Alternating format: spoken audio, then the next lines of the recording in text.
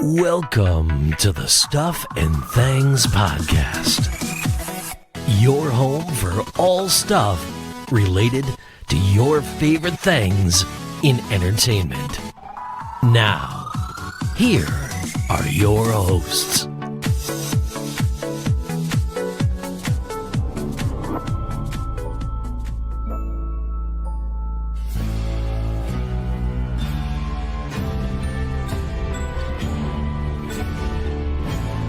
Hello everybody and welcome to our final ever Fear the Walking Dead show. It's the last Walking Dead Wednesday of 2023, but due to the numerous spin-offs it won't be the last ever Walking Dead Wednesday. I am Sam, this is the Stuff and Things podcast, talking about Fear the Walking Dead, the show that started it all for us, and joining me to conclude this chapter, it's my partner in crime, it's Stefan. Good morning, afternoon, evening and night, depending when you're listening to this. Yeah, that sounds like that thing from the Truman Show. Do you remember that? Oh, Hello, God. good evening, and if I don't see you, good evening and good night. I haven't seen that film for ages. No, it stands up. Still pretty good. In fact, it's probably become even more terrifying in the world that we now live in. But yeah, fair point. Yeah. This is Fear the Walking Dead. This is Season 8, Part B, so it's the final episodes of Season 8, which is the final season of the show. We talked about Part A a little while ago, basically breaking it down, saying it felt a little bit kind of like it was all over the place, like almost as if the showrunners weren't aware 8 was going to be the end and then had to try and throw everything in that they had in their heads. Yeah, Season 8, Part B. We've got 6 episodes, as per tradition on this show, which started all the way back with our first ever show, which was Fear the Walking Dead Season 1, Episode 1, me and a guy called Alfie from the USA. Steph, as per tradition, the title of Episode 7 was... Anton. The title of Episode 8 was... Iron Tiger. The title of Episode 9 was... Sanctuary. And Episode 10... Keeping Her Alive. Episode 11... Was Fighting Like You. And Episode 12... Was The Road Ahead. Bum, bum, bum. So, let's just start as I mean to go on, because I seem to upset a lot of the Walking Dead fans with our show about Daryl Dixon. So I'm just going to make it clear all right at the start. I am not a fan of the character Madison Clark. I've never been. It was one of the reasons why Alfie actually left the podcast, because he couldn't talk about the show anymore because that character drove him insane.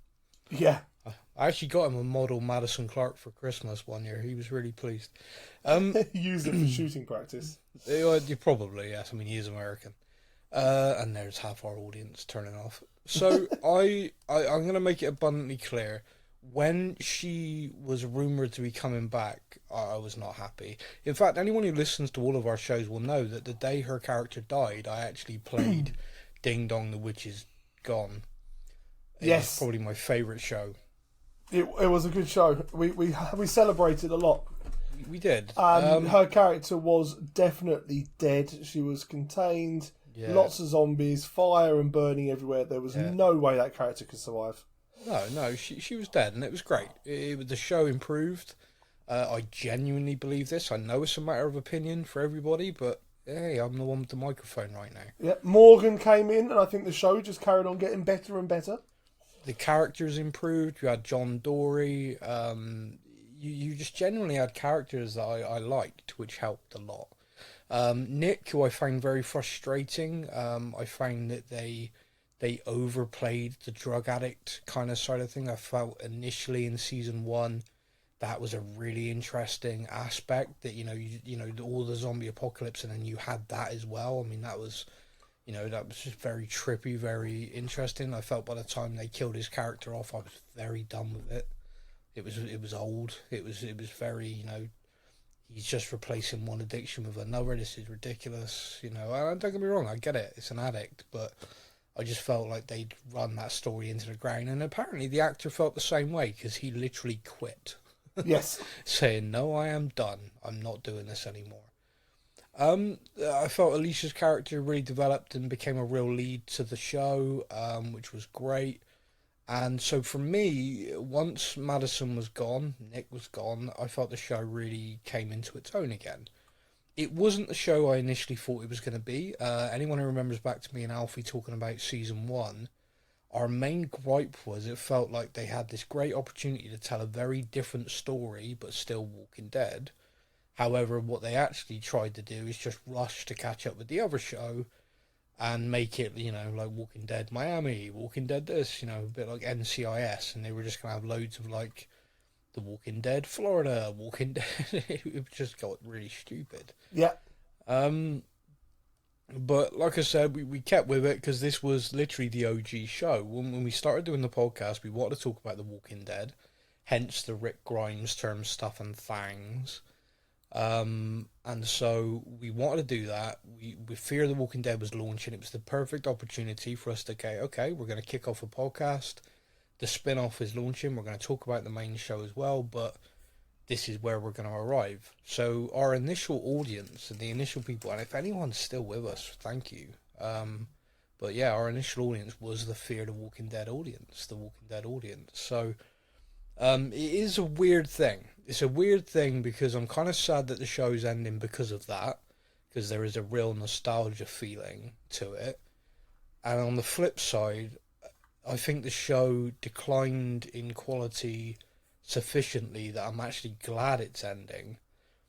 And as for the Madison Clark character, I'm reliably informed by a woman who's very, very special to me that ta-da then is the absolute correct way of saying goodbye to that bitch, because it's done. Over. Laters.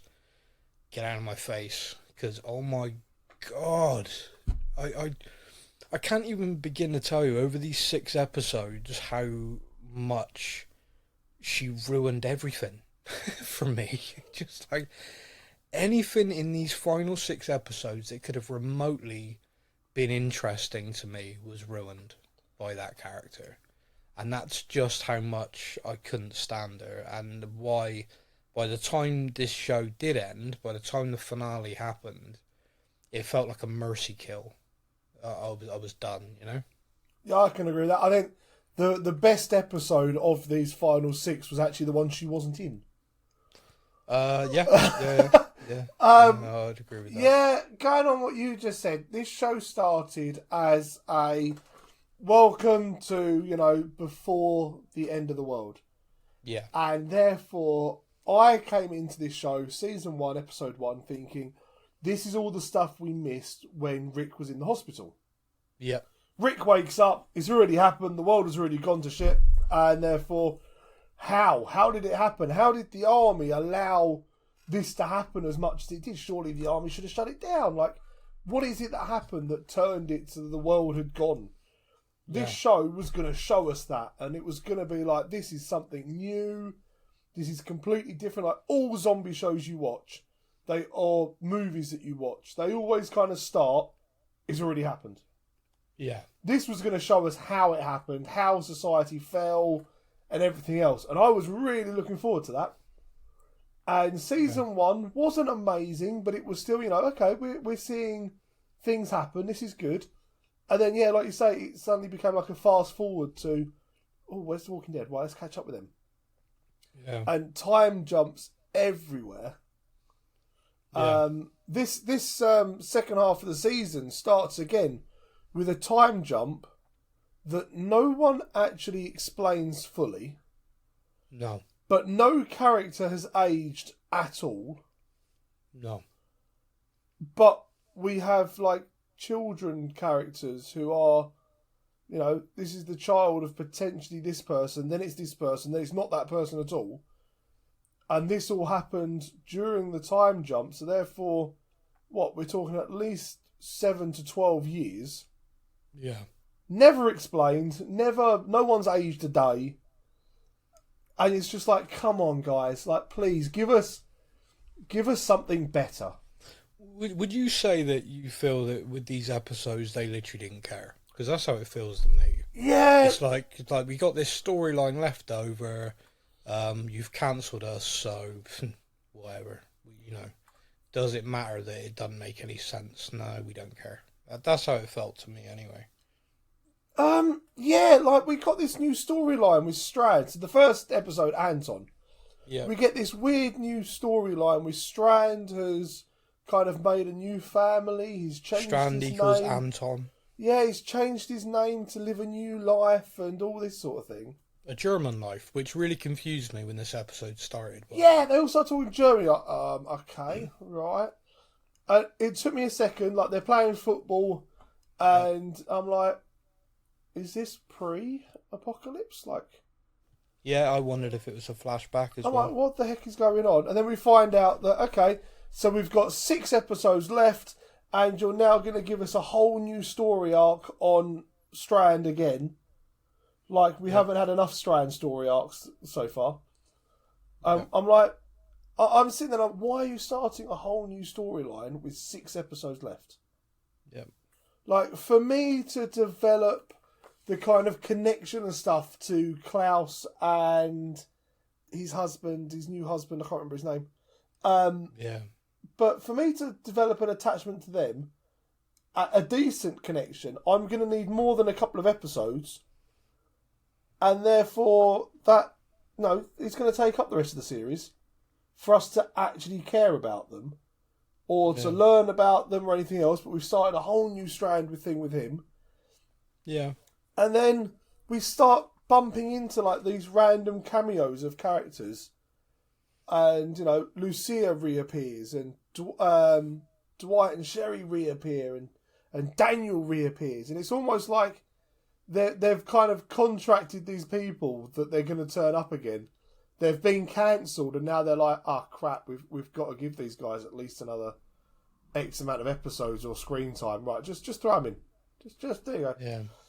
And it was strange. So in that opening episode, Anton, is like a compound hotel that's basically enclosed next to the water, so they've sort of got a natural barrier and then a barrier they've created around it. Yeah. Anton, aka Strand, is there living amongst the people, living his best life. Madison shows up and he pretends not to know her. He gives her this massive hug initially when no one's around, and then pretends he's never seen her before. Oh no, I am Anton. I'm not this Strand guy you're calling me. Yeah, who is this Victor? Which felt very redundant. I mean, it was very, very Strand, but it just felt very redundant. A group of armed men show up chasing Madison. We have no idea who they are. No idea at all. It's just random. We then hear via the radio that Daniel Salazar is also on his way. He's with Madison, we assume, but that's kind of, again, we don't know. We just hear his Daniel's voice. Yeah. Klaus, who is Strand's sort of adopted son, Anton's adopted son, he's known Madison for about 10 minutes and decides to help her escape against his father and his stepfather's wishes. That was logical. Yeah. And then we find out the person who was hunting Madison is a character called Troy Otto. Now, for anyone who's watched Fear the Walking Dead time ago. If anyone's watched Fear the Walking Dead from the start, they will know who Troy Otto is. There was a series of episodes where we came across a family who were survivalists. They were people who, long before the world fell, had the theory that the world was going to collapse, so they created a compound themselves. So when the world did actually fall, they were sitting pretty. They actually had everything in place, and they were kind of the Otto family were running the show. Madison and her family came along, the place went to hell, and there was a confrontation between Troy and Madison literally smacked the guy in the head with a hammer and killed him.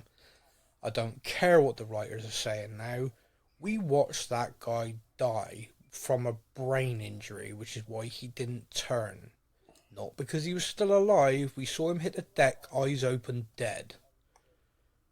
So, the fact they brought his character back with a bit of an eye problem from being hammered in the head, straight away was bullshit. Let's just call it what it is. That is just absolute bullshit.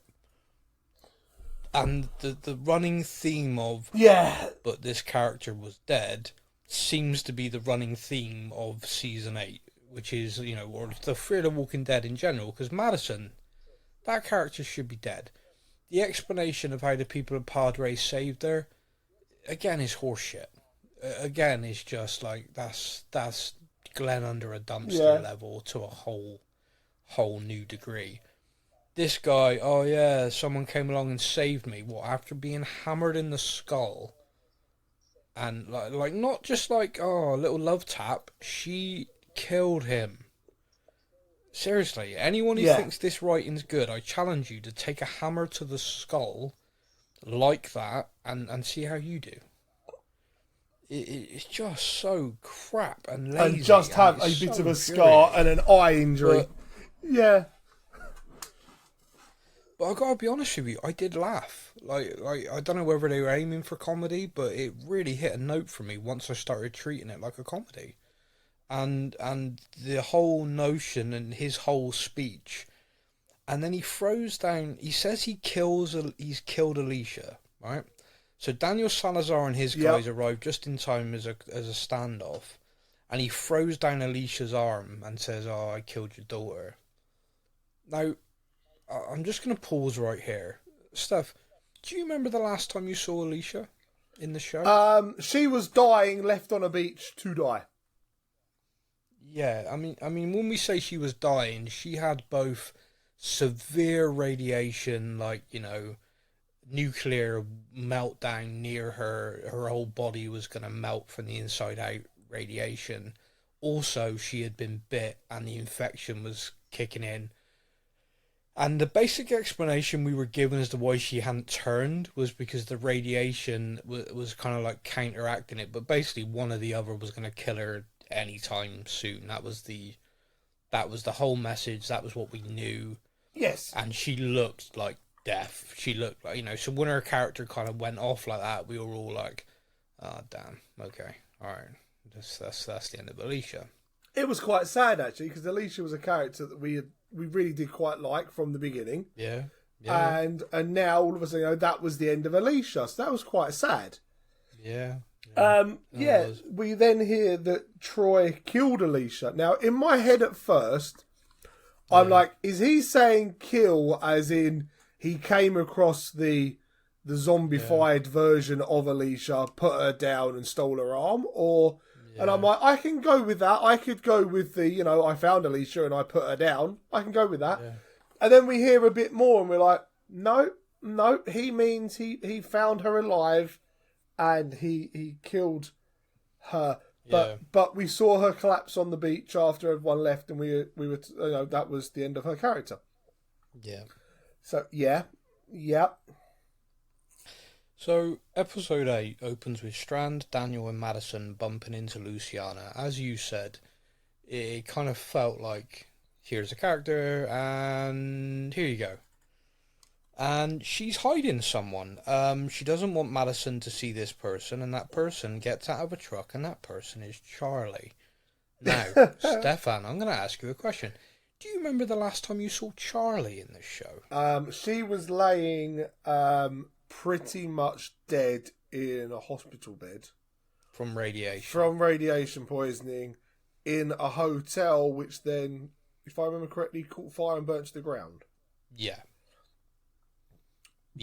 And she was in there because she was dead. So she was not just sort of laying in a hospital bed. She was out.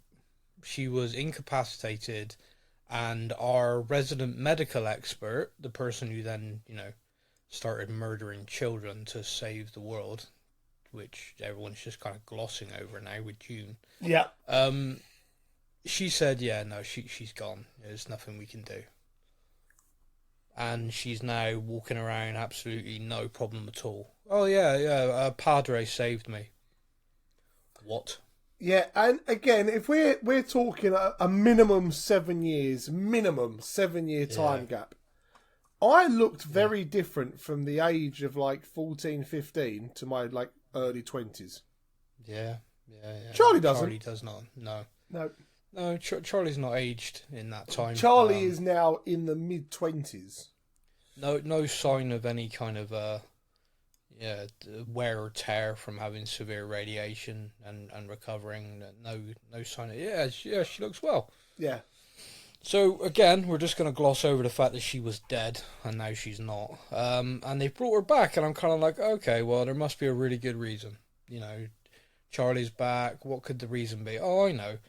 Madison finds out that Charlie killed Nick, and Madison has some little hissy fit. I gotta be honest with you, her reacting to her kids' deaths, I've written down here, Madison reacts to children's deaths, facepalm acting. Now, okay, I'll say, now, we are very big, the two of us, on this show, of attack the character, not the actor. We've had it in The Walking Dead with Eugene's character. Could not stand Eugene's character. The actor, really nice guy. Yeah. You know, we're big on. However, I have to say, the actor who plays Madison, she has one facial expression, one tone of voice. Yep. Like, I think I messaged you, it's like watching badly programmed AI. Yeah. Like, there is just nothing. Like, she's happy, she's sad, she's angry, she's devastated, she's ecstatic. I can't tell the difference, like, at all. Yeah. It's the only thing that changes is how loud her noises are. Yeah. I mean, that's fair. I mean, awful. I'm going to say this. I've never seen her in anything else. Possibly because if I saw her, I'd turn it off. But I've never seen her in anything else, so it's very difficult for me to say whether this is a characterization that she's just settled on, and that's it, and this is what that character is. And if that's the case, then 100% it's just the character I can't stand.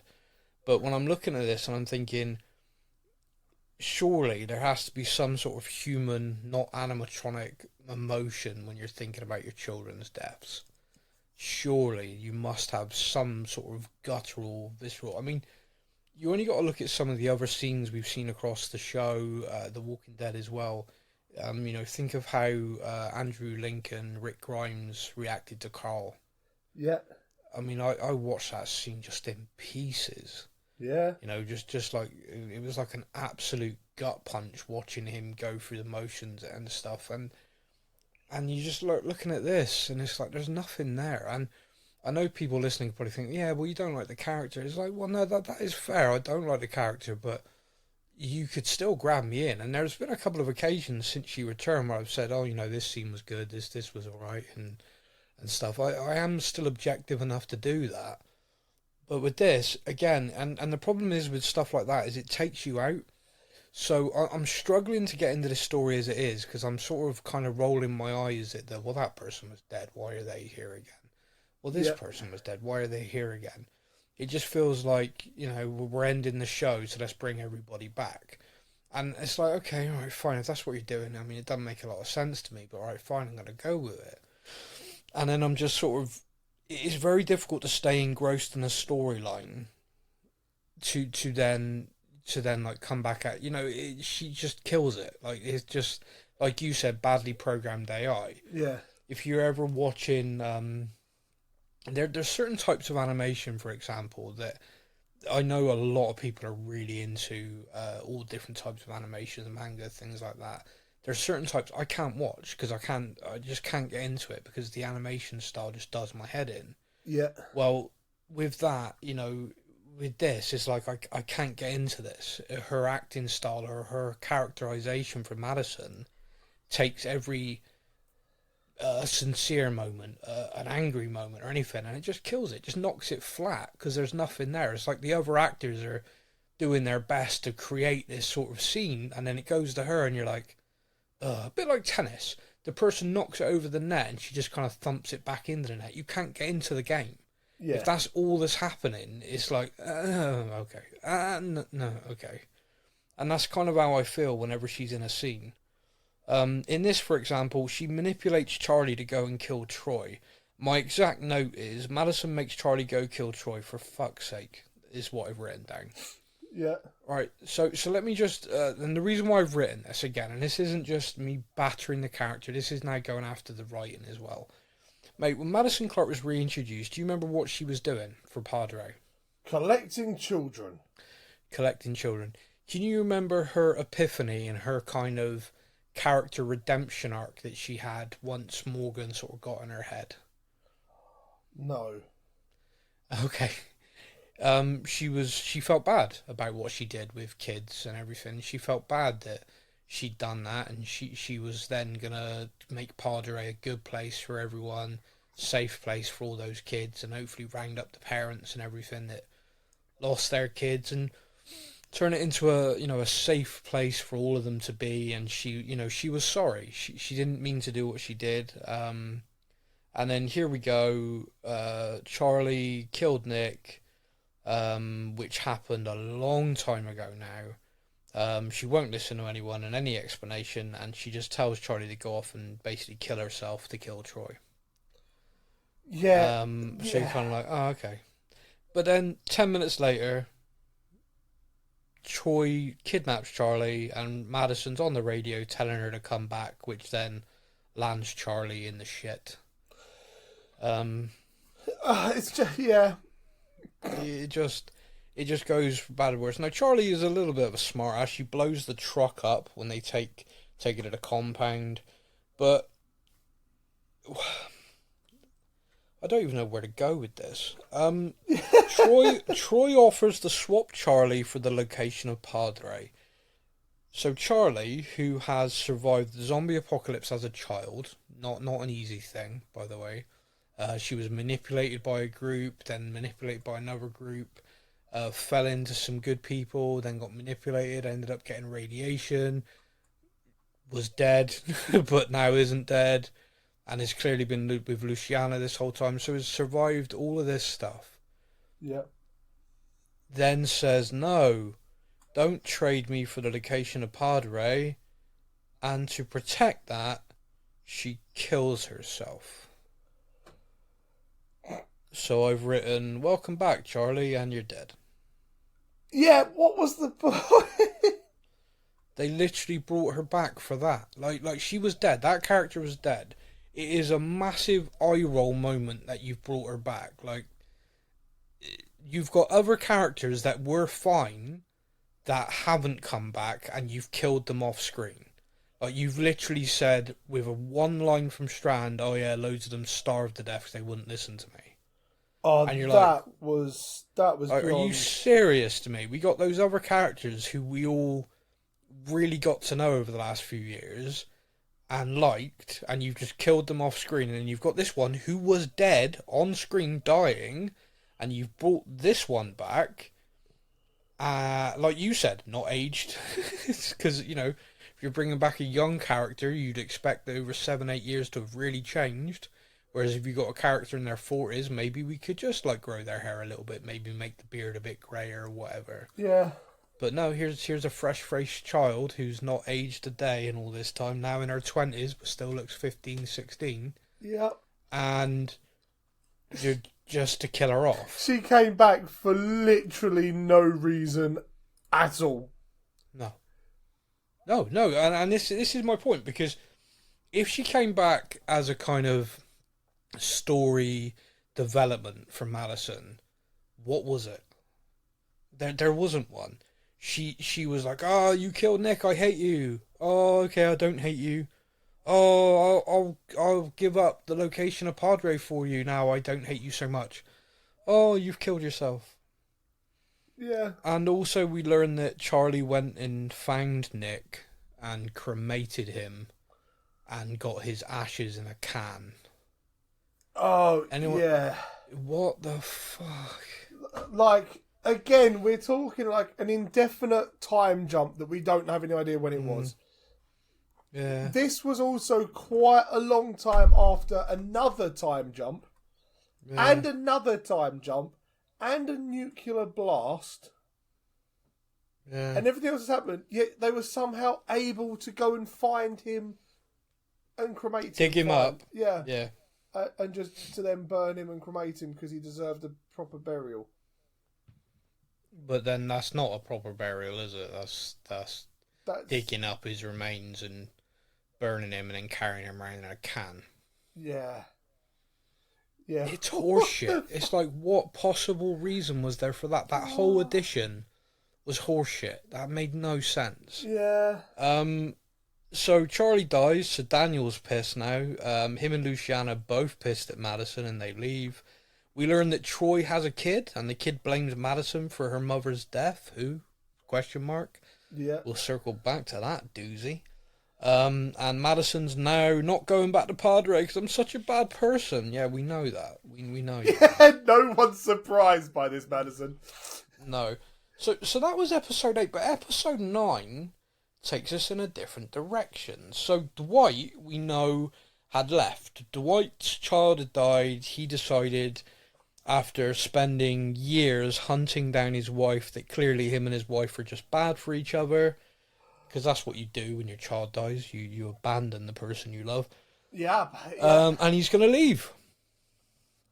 Dwight heads all the way back to his beginning and his house for him and Sherry from before the apocalypse. Yep. A guy walks in, says he was robbed.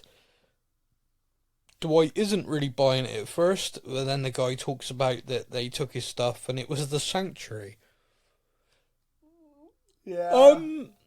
Yeah, that was kind of a weird thing. So basically a new group of bad guys have set up shop in what was the sanctuary.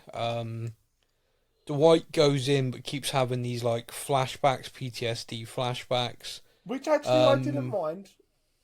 That I understood that. That was all right. That worked in the narrative for what was going on with Dwight. He gets hurt getting the meds for the guy, and when he gets back to the guy, he kills someone and doing it by throwing him in the furnace, which of course is where he had his own face melted. Yeah. So that was an interesting thing. But when he gets back to the guy with his meds, the guy's died. And I'm just like, for fuck's sake. Yeah. What the hell are they doing with this show right now? June, Sherry, and Dove, and I put that in quotes, arrive to try and get Dwight to come back and help defend Padre. We need you. Get fucked, he says. Yeah.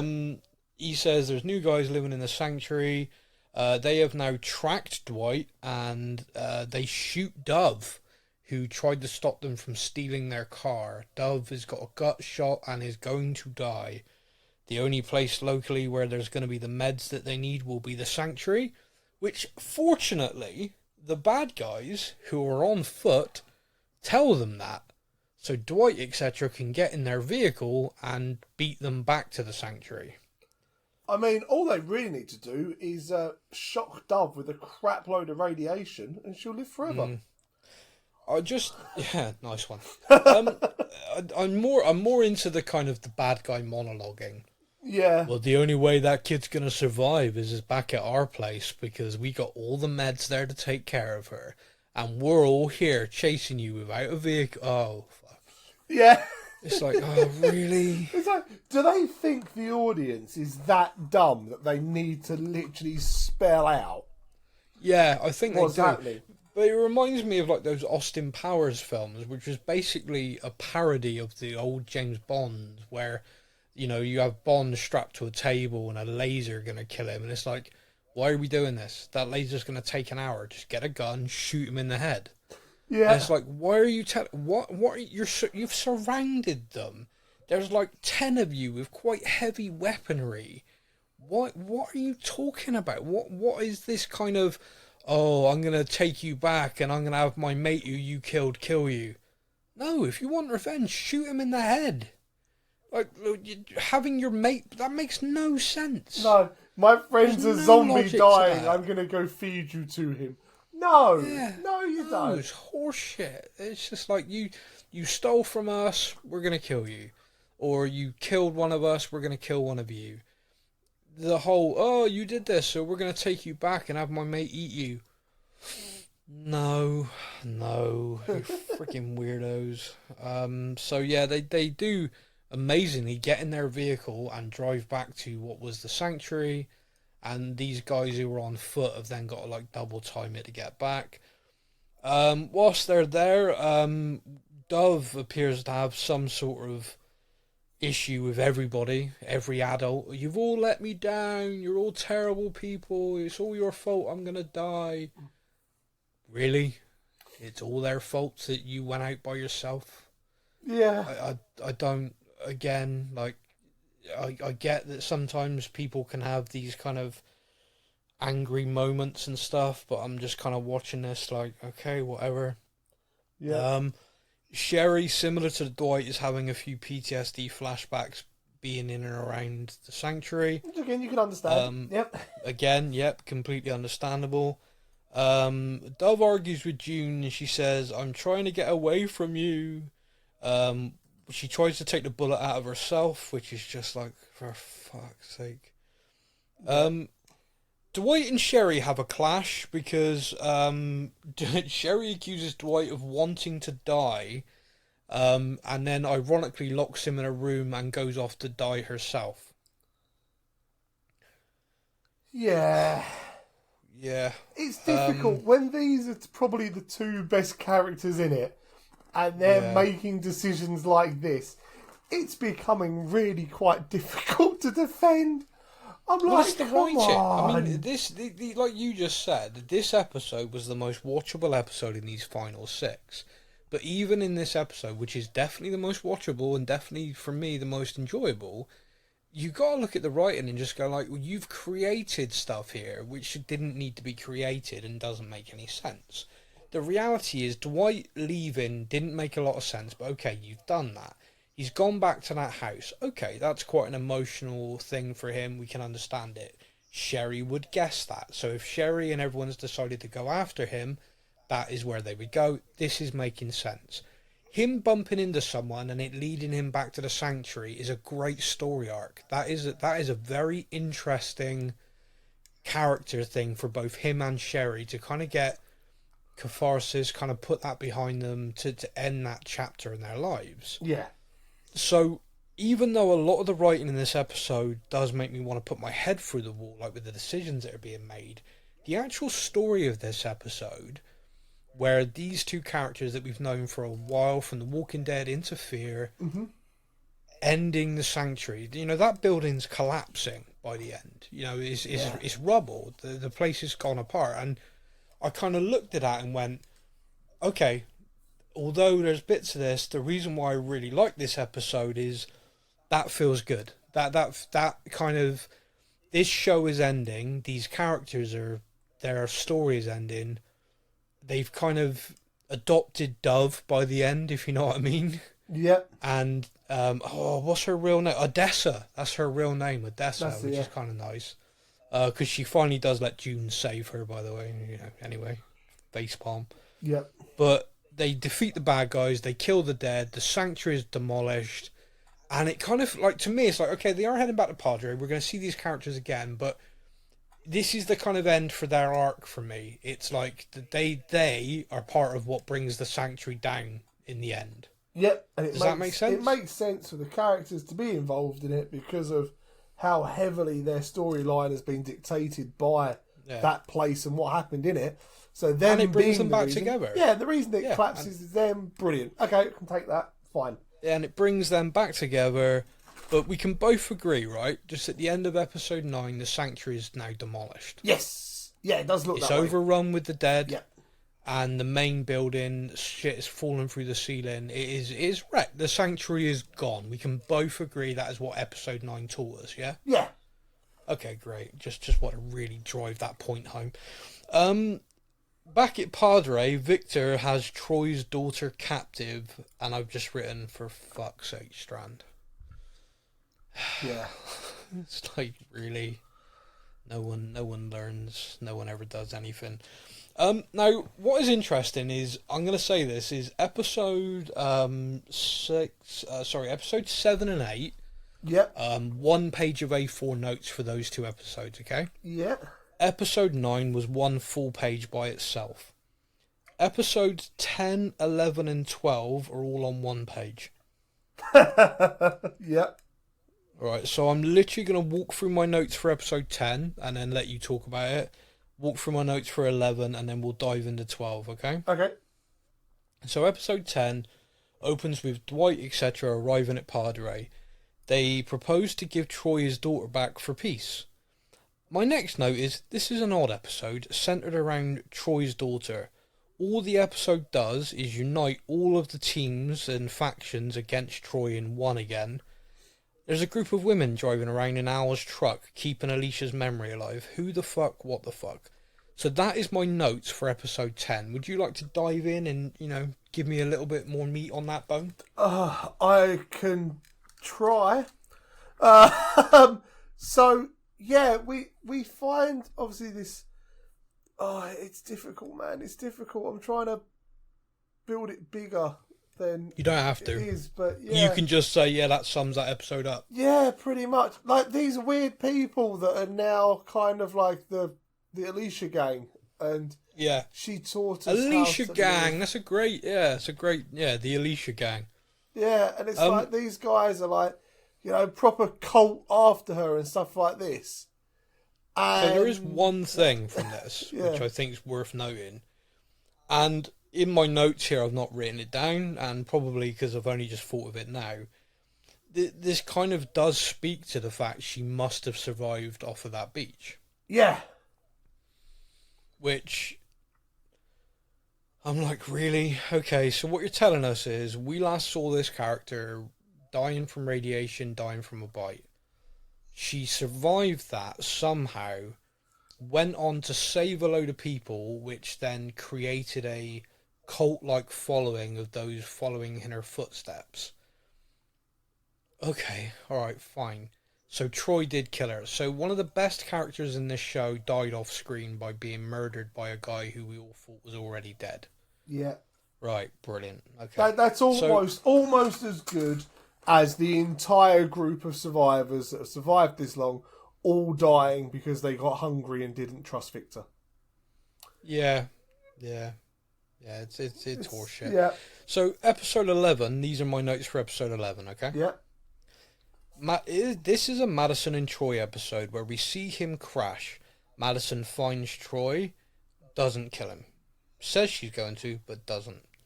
They run into an old Padre people who I'd forgotten all about, who say they're going to kill her, but don't kill her.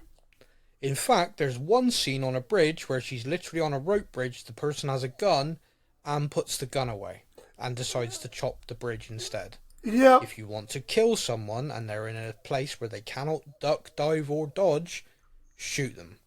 But never mind. I've decided I'm Team Troy in this. These are my notes. Yeah. However, with the two of them now stuck in some sort of swamp, Madison is saved by Troy, who we don't see save her, we see the aftermath of, and he explains it in an almost Scooby-Doo-like fashion. I found a route underwater and pulled us both out. Troy, who has wanted Madison dead, is hunting her and then saves her from the swamp when he could have just saved himself. Okay. So Madison repays this kindness by stabbing him through the stomach with Alicia's arm and killing him. But as he is dying, he says the kid, Tracy, is actually Alicia's child. WTF. This show, man, is my notes. Yeah, that was such a facepalm moment. So let's talk a little bit about young Tracy. Now, the acting of this person is, I think, fantastic for a young actress. Yeah. This is quite a big part. Yeah. I think she plays, if she's meant to be a really annoying fucking character, she plays it brilliantly. That felt like a really backhanded compliment. Like, if she's meant to be, like, she is playing like just this annoying little brat. Yeah. And she plays it really well, because I think... So what you're trying to say is if the character isn't that, then the kid's an annoying little brat. That's what you're trying to say. I'm going down this fantastic actress route. That's what I'm going down. Okay. Because I saw a lot on like social media and stuff, and it would appear that nobody liked the character of Tracy. From the stuff I did see on social media, yeah, no one enjoyed this character. Everyone was like, "Can she get bit now? Let's just get rid of her." Oh. It's Alicia's kid. Great, kill her off. It was like, okay, but the character is it was just a very strange story arc of I'm going to help you, betray you, help you, betray you, help you, betray you, help you again, betray you, help you, shoot you, betray you, and then help you happily ever after. And I was just like, Yeah. what? Like, Yeah. Okay. It's horseshit. yeah, okay. And now we're meant to believe that actually the whole thing, her whole life has been a lie, and Troy stole Tracy from Alicia when he killed her because you took my wife from me, so therefore I've taken your life and child from you. Yeah. Okay. Now So Troy's dead this time. Troy is Just dead. wanted to- Yeah, apparently. No, he is. We see him as a walker. Tracy puts him down. This is true. Yeah, no, he is actually dead this time. That's fair. That's fair. Yeah. But like, the only part of it I could actually understand was kind of this whole thing of he saw how much you fought for your children, so he thought I'd be safe if you thought we were related. Yeah. And I'm like, she fought so much for her children that They were dead. both of them are assumed dead. Sorry, it's just when you said that, it's just really funny. And I'm like, wait a minute. So Someone wrote that. Someone else looked at it and went, mate, that's really good. that's going in the show. The woman that killed herself to leave her children alone in the wilderness of a zombie apocalypse, who then didn't die but never went to find her children in the zombie apocalypse, Yeah. whose children got shot by a child and then died of a radiation bite, Yeah. is the woman to protect you. The woman who has been stealing children for Padre is the woman to protect you because you're family. Yeah, it's brilliant. How this show hasn't won more awards, I don't understand. It's amazing, isn't it, that not one writing award's gone this way. It's it also aggravates me as someone who quite likes writing myself. I do look at this and just think, shit, how do I not have a job? So episode 12, the final ever episode. That was easy for me to say. Of Fear the Walking Dead. Madison just believes Troy, by the way. Straight up. Here's a guy she has serious issues with. Tried to kill her for ages, but suddenly he's clearly telling the truth. And I've written down here, how long has passed, for fuck's sake? Because we're in episode 12 now, the final episode. No one's really told us, and yet we're supposed to believe that from that beach scene to now, she got pregnant, so that's 9 months. She definitely wasn't pregnant at the time. Could she even get pregnant with that amount of radiation? But okay, right, we're just going to go with it. Yeah. So let's go with the fact that she gets pregnant, has despite the bite. Does that mean with her radiation and the bite, if Tracy is her child, she's like, going to be the saviour? Is her blood the cure? So, I mean, after the Daryl show, we're pretty much following. no, we're not allowed to talk about that show. Not allowed to talk about that show. As part of a police action, we got to keep quiet on that one. So I just kind of look at that and I go, right, okay, so let's run this through logically. If you're gonna believe this, you're believing that, because Madison was told all this. Yeah, she was dead, she was dying, she saved us all, put us all on the boats. So if you're working on the theory, okay, she survived that. She then bumped into someone and was like, hey, it's my last night on Earth, let's bump uglies. Yeah. She then goes to Pound Town with somebody who gets her pregnant. Okay, so that's a one in however many shot, but fair enough. The guy must have been using his super sperm despite the radiated ovum. She gets pregnant. She goes 9 months. She survives those 9 months despite all of the odds being against her. She then gives birth. The child is then snatched by Troy, and Troy kills her, cutting off her bad arm as a trophy. Yeah. And then raises the baby, saying, "Oh, you're my child, and your mum was this, and your mum died because of this woman called Madison Clark, and we're gonna hunt her down because of it." oh, but by the way, your mum is part of this herd. And basically, I have this massive herd because I heard about this group called the Whisperers on this other TV show, and I just wanted to mirror it. And this massive, massive herd, what I've done is I've walked them into this really cold place and they all got stuck. But luckily, they're only stuck unless I go and get them. Oh, can we just... Right, let's just talk about the fact that it was so cold that their feet instantly froze to the ground. Yes. Yes, that's how cold it was in that little place where everywhere else around it wasn't cold. What I find amazing is that, yeah, the hills aren't that cold next to it. And the fact that I have got family friends currently in Lapland where the temperature is like -12 or something stupid, they said to us the other night.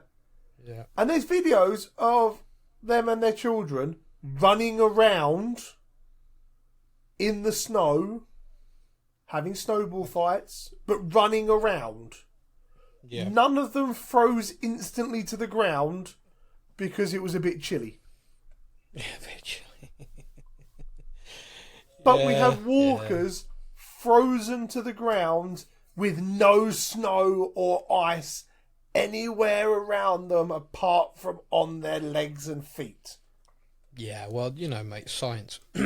It's pretty obvious. At this point, surely someone somewhere read that or looked at it or even watched the footage back and went, guys, this is shit. We cannot...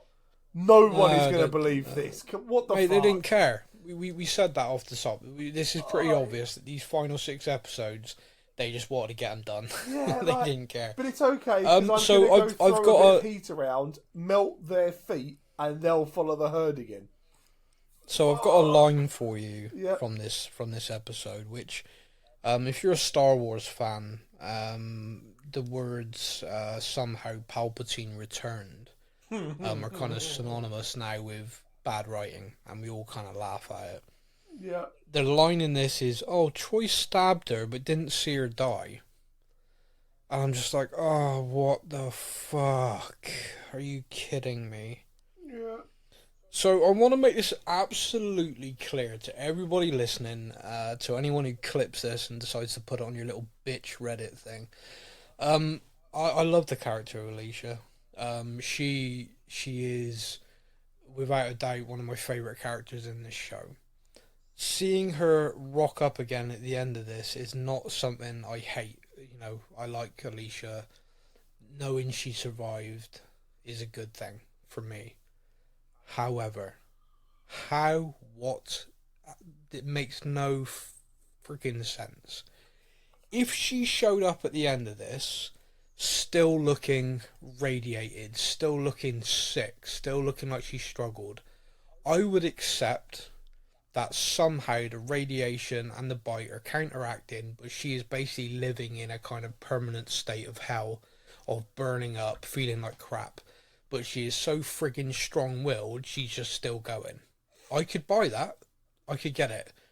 But mate, she rocks up at the end of this episode like she's absolutely fine. The best she's looked in years. Her hair just like she stepped out of a friggin' salon. I love this is the 3rd time in these 6 episodes that we see a character appear with pristine hair. Charlie gets out with perfectly straightened hair. Sherry's hair is fantastically curled and lovely. And then Alicia turns up, and Alicia's hair is fresh from a salon. Well, I gotta be honest, the others I didn't notice. This one I did. I was possibly paying more attention just because I was kind of expecting if we see, because I didn't know she was going to show up. Yeah, we're 20 odd years into the apocalypse at this point, with all the time jumps and everything else they've done. Yeah. She looks freaking fantastic. She's radiated, infected, only got one arm, and living the best life. Yeah, she's got a nice prosthetic hand now, by the way. That worked out well. Honestly, when she appeared and I saw 2 hands, there was a split second where I was like, no, come on. Her arm grew back. Yay! I visited that Deadpool. Radiation. There was some magical stuff. No, I did kind of I kind of created a headcanon because I like Alicia as a character. So basically what happened is Troy stabbed her, right? She was in a bad way, and she was going to lie there and die thinking, oh, I can't cope with everything that's happened to me anyway. And then this guy came along who she never met before, and this guy was like, oh, let me take you back to my community. And his community just so happened to be world-leading surgeons and doctors that when the apocalypse started, set up a compound that's perfectly safe. They've got power, they've got advanced technology, because without hindrance in the outside world, all they've been doing is research. So basically they were able to cure her, mend her stab wounds and everything, get her back to health. And within this compound, there's like everything you could ever imagine. And there's like a beautician and a hair salon. And so Alicia's just been living there, living her best life, looking stunning, completely made up. She hears about this woman. She goes, oh, that could be my mum. That's weird. And that's when she ventures out for the first time in a long time. That's clearly what happened. Yeah. Do you agree? I think you could be right. It must be. I mean, that can only be... That's the only explanation. And, I mean, from me to you, it makes perfect sense, right? I mean, if a guy can get hammered in the skull and survive, and someone can have terminal cancer and survive, and someone can be bit with terminal cancer and survive and look better for it. Yeah. Clearly, there's a group of medical professionals out there that are just going around curing people. Oh, it's fantastic, isn't it? Padre is taken down by grenade launchers, but that's only half the story, because Padre is an island, right? Yeah. So the thing that's been amusing me ever since these 6 episodes began was the fact that Troy's plan involved marching a big-ass herd of zombies through Padre if they didn't surrender it. Yep. There's 2 parts to this, which I think is moronic. 1, you're going to wreck the place you want to take as your home. I mean, that's straight-up governor-level moron. Yep. And 2, it's a freaking island. So this whole time I've been like, this makes no sense. And then one of them says something like a throwaway line, like, oh, don't worry, we've got a plan. Like, because someone says it's an island. It's like, don't worry, we got a plan. Yeah.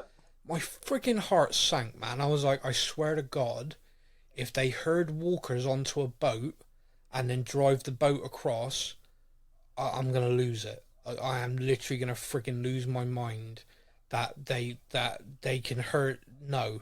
And then sure enough, they put walkers on a freaking boat and moved the boat. I mean, are you fucking kidding me? Yeah.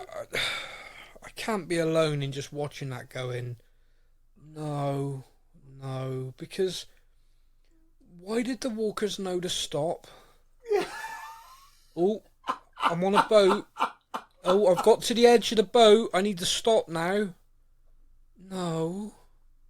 Why would no, come on. Oh, there's so many. Do you remember in The Walking Dead, like in the first couple of seasons, you had like walkers, they could like, doors and stairs and everything else.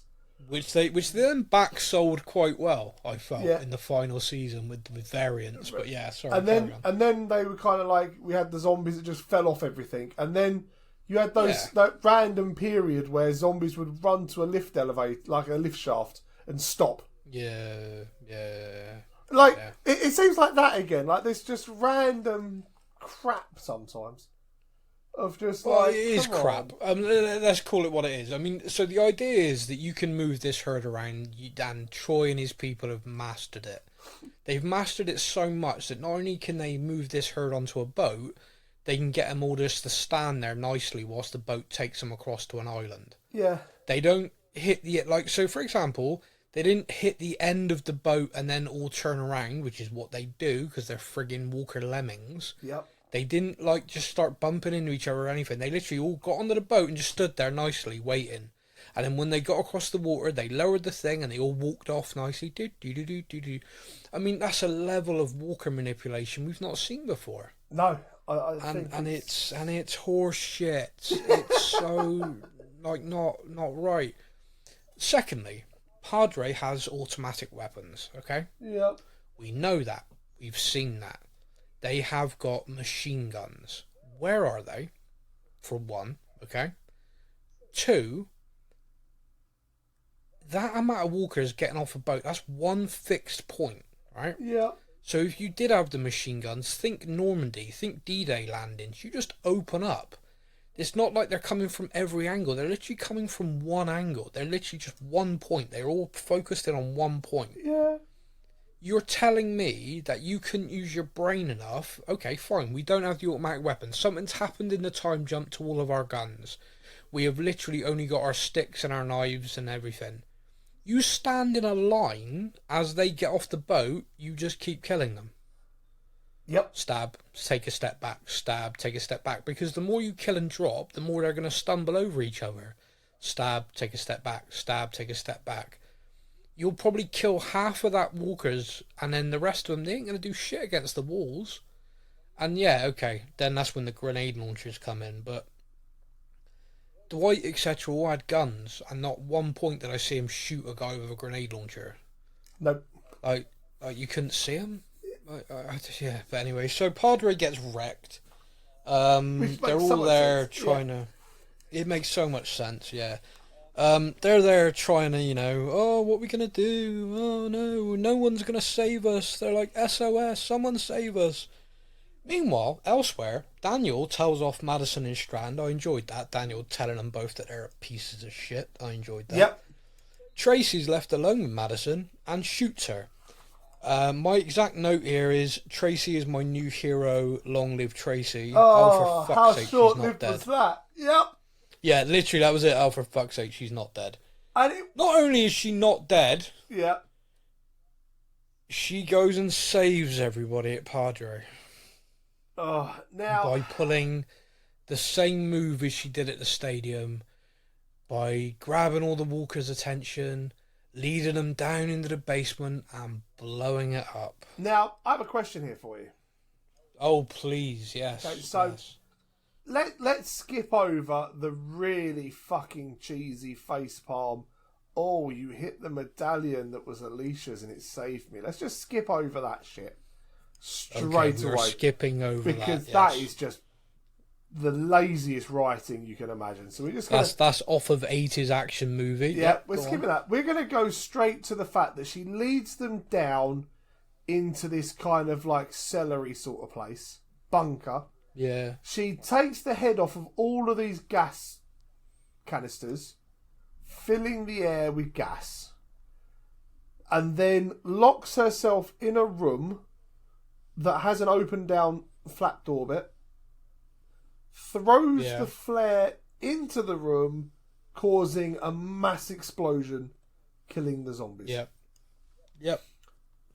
An explosion like that would have literally sucked all the air out of everything into this mass fireball. Now, I know she put her oxygen tank gas mask on her face. Yeah? Yep. And I'm still trying to work out how she didn't fucking explode. Because the writers didn't want her to. Forget. No. Yeah. There's no logical reason behind it. There's no logic left in this now. It gets better. For me, anyway. So they all assume she's dead. Strand tells Tracy the story of how Madison was the hero. Tracy runs off. Strand's like, no, don't run off. No. Tracy runs off and finds Madison. The child digs her out of the rubble by herself, carries her off by herself. It took nurses her days back to or hours or whatever. Tracy comes out with this line of, it took me so long to get you out. Yeah. Right. And then, drags her up the side of a cliff and just happens to stumble upon this wonderful little army set-up tent with a bed and everything else. Yeah. That there's no walkers around. No, she's done well, really. So Tracy saves Madison. Madison's grateful. Tracy is there.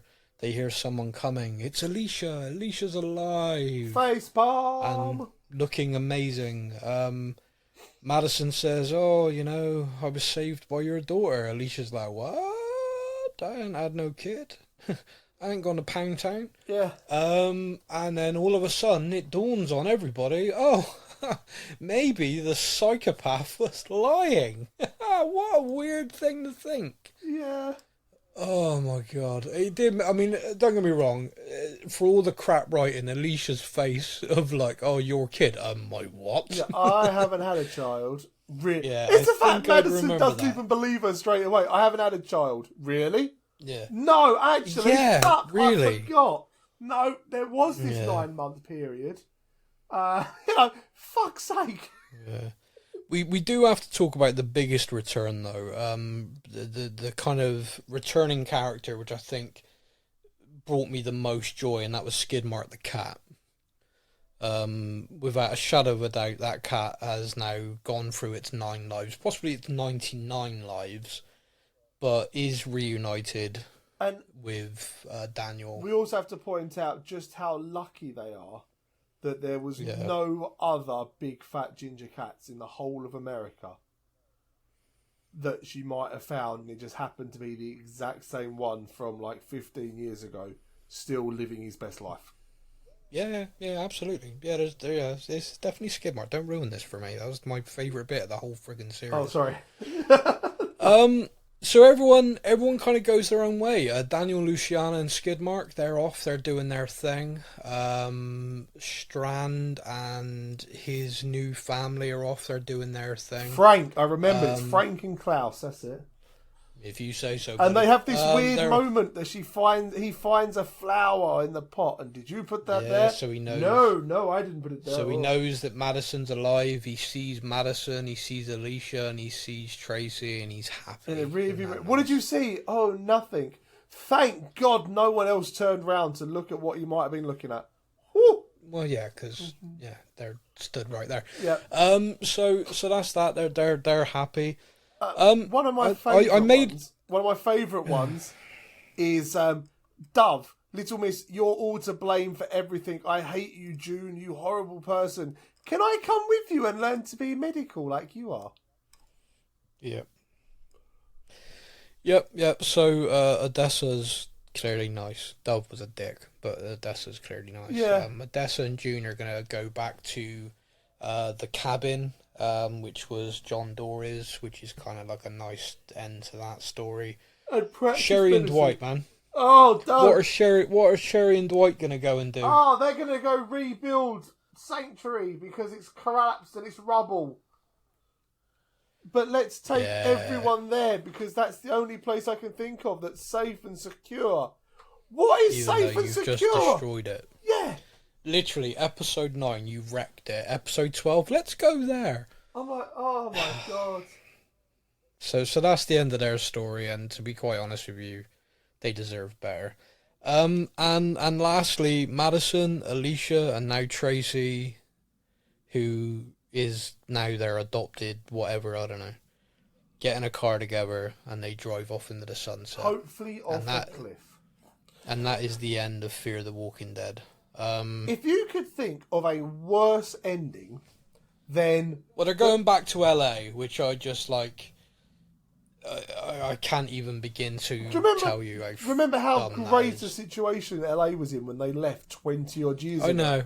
I know. Like, It just, if you could write a worse ending for a show like this, then they got in the car, these two characters that we've definitely seen die, getting into a car together with a child of a guy who we saw die, and drive off into the sunset. I can't think of a worse freaking ending. Well, I'm sure I could, but yeah, it's up there. Fear the Walking Dead is over. That is the end of it. For all the show promised over the last few years before they brought Madison back, with heavily tie-ins to the Rick Grimes story, with The Walking Dead, with Morgan crossing over, Owl's storyline linking up with, these people, the Links to the World Beyond series. With everything that they did there, the fact that we got to the final season and everything was abandoned just to finish the Clark show is probably why I really didn't like it. It felt to me like the show became very interconnected. It felt like there was a real purpose. There was a direction we were going in. it felt like at any moment there could be a real clear crossover between the two shows.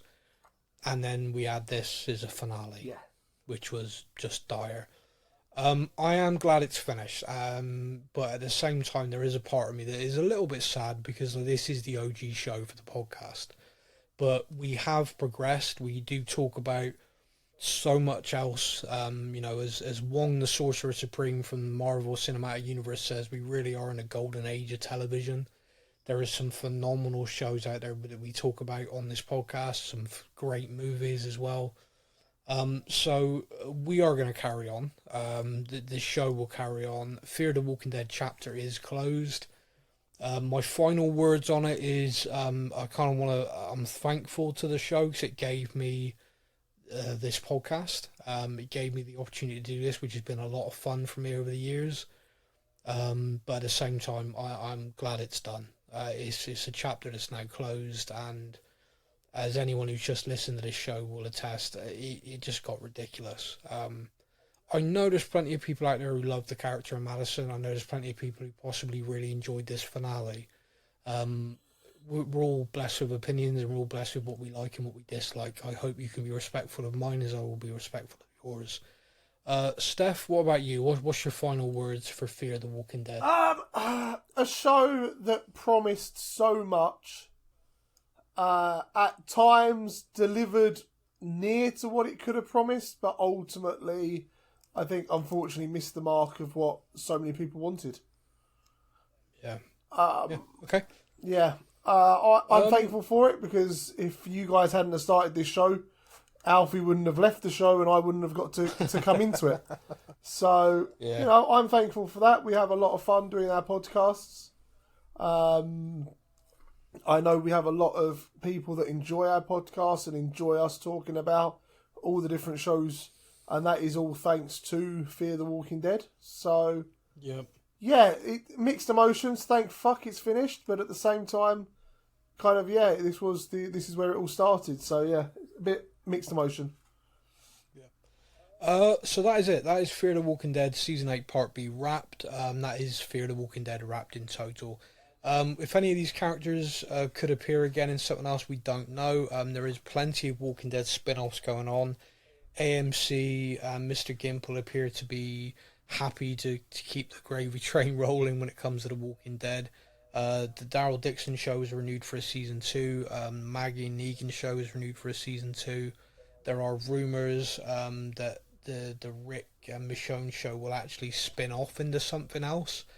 Ironically, they're talking about the spin-offs then colliding back into one show again, which... So, The Walking Dead. Yeah. Yeah, but we can't call it that, because if we call it that, you got to pay people the money from the previous 11 seasons. The Dead Walking, Season 1. Yeah. The Walking Dead Reborn or something like that. You wait and see. But anyway, everybody, thank you so much for listening. Hopefully you've enjoyed our take and had a bit of a laugh with us as we walked through the final episodes. If you do feel completely insulted and angry, then drop me a message. We'll talk about it. But yeah, hopefully if you've listened this far into me talking now, you're on board and you had a bit of a laugh with us. Okay, mate. Do you want to say your goodbyes? Goodbye, Fear the Walking Dead. Goodbye, Madison Clark. Goodbye, everyone else. We will be back very soon. I actually think the next show from us is going to be the Christmas special for 2023. Oh, yeah. I'm watching a couple of very, very good shows at the moment I need to talk to you about. There is some potential. Yeah, I mean, there are some excellent TV shows, especially from Apple TV at the moment. And we will be bringing you some stuff from them, possibly soon. Maybe before Christmas, maybe in the new year. I don't know yet, but we will be bringing that to everybody. But yeah, until we speak again, everybody, you all take care. Thank you for listening to the Stuff and Things podcast. We hope you enjoyed the show. You can find us on Facebook or online. Simply search the Stuff and Things podcast to join in our conversation every week.